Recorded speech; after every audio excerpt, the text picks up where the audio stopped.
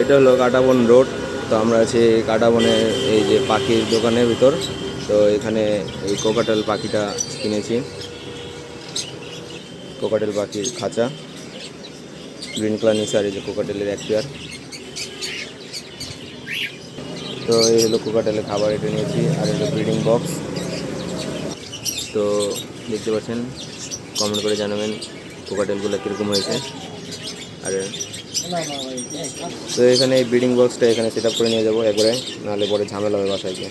এখানে গাইস এই কোকাটেল পাখি নিয়ে গেলো, সাথে পাখির দোলনা, ব্রিডিং বক্স, তারপরে যে খাবার, আর এই যে আলাদা খাবার, ভিটামিন, সব কিছু। তো গাইস দেখতে পাচ্ছেন যে কোকাটেল আনার পর এখানে সেট আপ করলাম এই বারিন্দায়, এই উঁচায়। তো এখানে আগে লাভ বার্ড ছিল, তো এখন এদের সেট আপ করে দিয়েছি।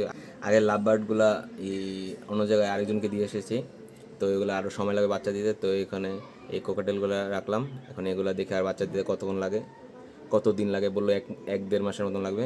তো কমেন্ট করে জানাবেন কীরকম হয়েছে কোকাটেল পাখিগুলা।